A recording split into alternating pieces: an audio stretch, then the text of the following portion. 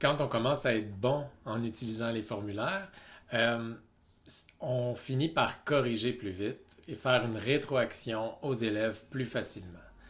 Un des moyens, c'est une de mes fonctions chouchou dans formulaire, c'est d'aller dans une question précise, comme ça ici, d'aller dans une question précise et d'aller dans la clé de correction pour rajouter des commentaires automatiques. Alors, je clique sur commentaires automatiques. Vous voyez que j'ai déjà mis mon barème de points, j'ai déjà mis la bonne réponse et là, maintenant, je vais ajouter des commentaires automatiques. On arrive sur une petite fenêtre comme ça et dans le fond, il y a une partie de la fenêtre pour les réponses incorrectes, une autre pour les bonnes réponses. C'est-à-dire quel message je veux envoyer aux élèves qui ont eu une réponse incorrecte et quel message je veux envoyer automatiquement aux élèves qui ont eu une bonne réponse. Je m'occupe de la réponse incorrecte, je peux rajouter, mettons, va réviser. Je pourrais, évidemment, faut écrire une vraie rétroaction, quelque chose qui a plus de sens. Je peux les mener directement vers un lien. Par exemple, j'ai ouvert une fenêtre d'Allo Prof. Je viens copier l'URL ici de cet endroit précis sur le site d'Allo Prof et je viens le coller ici. Je peux afficher un texte,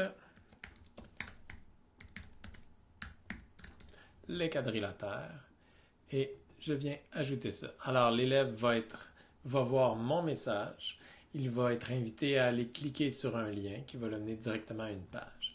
Je peux aussi l'amener directement à une vidéo YouTube. Je peux la chercher directement d'ici, mais moi ce que j'aime bien c'est la trouver d'avance, copier l'URL avec CTRL-C et venir la coller ici avec CTRL-V, coller l'URL ici. Je viens la sélectionner.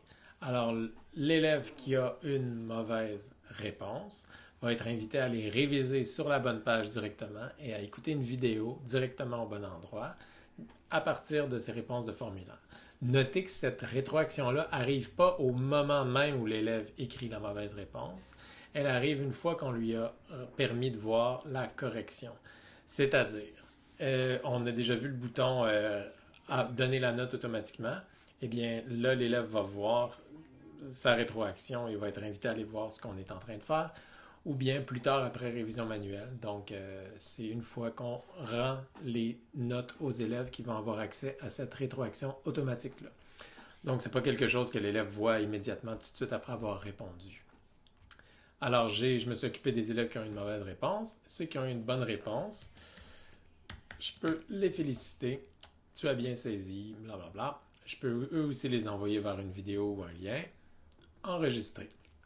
Alors là, on voit, c'est écrit dans mon formulaire. Il vient de s'ajouter au fond, on voit que la bonne réponse c'est ça, mais en plus, il y a une réaction automatique. Je peux toujours revenir changer cette rétroaction automatisée-là ou l'enlever en cliquant sur la corbeille et on voit déjà la vidéo que j'ai mis en lien. J'ai terminé l'édition de cette question. Tout ce que je viens de faire, c'est seulement en lien avec cette question-là. Je peux aller à une autre question, ici, cliquer sur clé de correction, ajouter des commentaires automatiques et m'occuper de cette question-là, mettre des commentaires automatiques en lien avec cette question précise-là. Et ainsi de suite, question par question, on peut déjà faire j'appelle ça une pré-rétroaction. Donc, c'est une rétroaction automatique que l'élève va avoir selon sa bonne ou sa mauvaise réponse. Ça vaut la peine de passer du temps là-dessus au début. Ça nous en fait gagner pour la suite, une fois que les élèves ont répondu, mais c'est tous des messages qui vont déjà avoir été planifiés pour les élèves.